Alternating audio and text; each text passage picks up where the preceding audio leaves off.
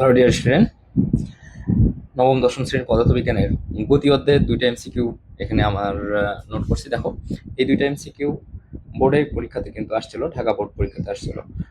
MCQ গুলা সহজ এবং তোমাদের জন্য খুবই ইম্পর্টেন্ট। দেখো, প্রথমটি যেটা আছে, একটি বস্তু স্থির অবস্থা হতে যাত্রা শুরু করলে এর সরণ নির্ণয়ের জন্য নিচের কোন সমীকরণটি প্রযোজ্য। তাহলে যেহেতু স্থির অবস্থান, তাহলে ইউ এর মান কি হবে বলতো? ইউ এর মান হবে 0। আমরা জানি ভি স্কোয়ার সমান U square plus twice A S. আচ্ছা, ইউ যদি 0 হয় তাহলে এটা কি হবে? 0। তাহলে আমরা পাই V square equal twice A S. এখান থেকে এস বের করতে গেলে অতএব S equal V square divided 2a। দেখো তো এরকম অপশন কোথায় আছে? তাহলে এটা হচ্ছে ভি স্কোয়ার ডিভাইডেড 2a। দেখো তো, তাহলে V square divided 2 S equal V square divided 2। ঘ নাম্বার অ্যান্সার। তাহলে অ্যান্সার হচ্ছে ঘ নাম্বার।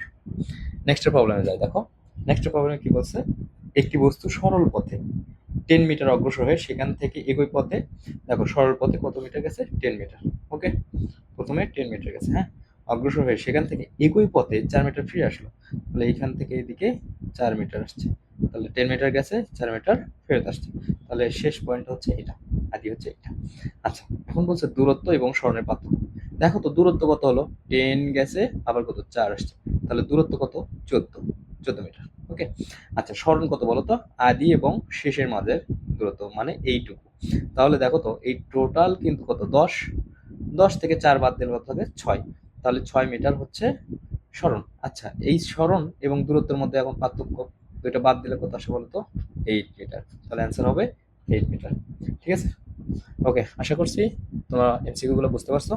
এবং এই ভিডিওগুলো যদি তোমাদের উপকারে আসে তাহলে অবশ্যই এগুলো শেয়ার করে তোমার বন্ধুদের কাছেও আমাদের ভিডিওটা প্রেরণ করবে।